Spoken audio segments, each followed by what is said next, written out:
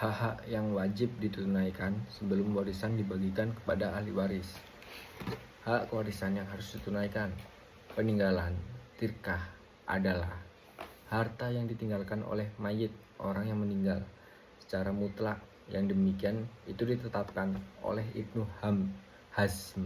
Katanya, sesungguhnya Allah telah mewajibkan warisan pada harta, bukan yang lain yang ditinggalkan oleh seseorang yang meninggal dunia. Adapun hak-haknya, maka ia tidak diwariskan kecuali yang mengikuti harta atau dalam pengertian harta. Misalnya hak pakai, hak penghormatan, hak tinggal di tanah yang dimonopoli untuk bangunan dan tanaman.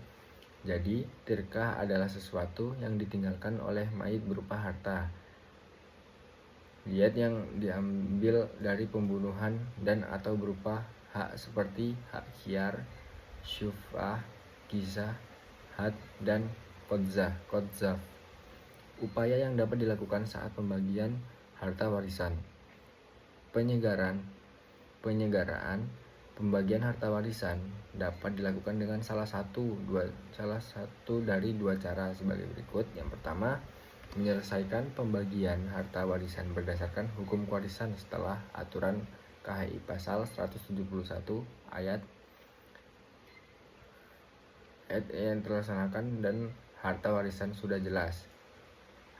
Maka langkah yang perlu ditempuh adalah membagi harta gonogini ke dalam dua bagian. Suatu bagian untuk suami atau istri dan bagian yang lainnya untuk ahli waris sesuai aturan KHI pasal 96 ayat 1.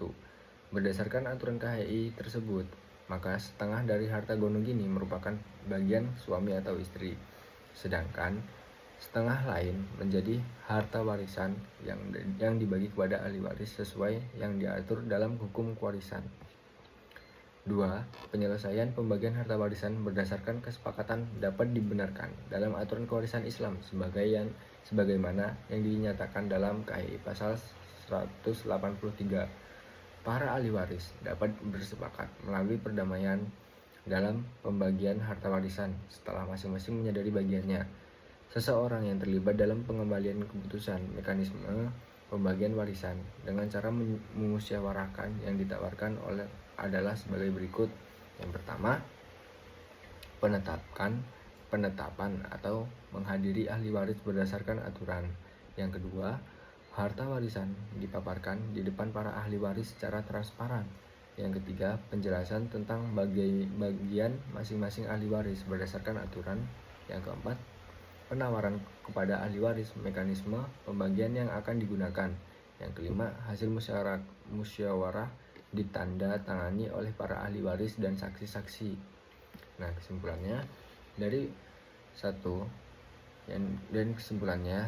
hukum kewarisan adalah hukum yang mengatur tentang pemindahan hak kepemilikan harta peninggalan tirkah pewaris, menentukan siapa yang berhak menjadi ahli waris dan beberapa bagiannya masing-masing.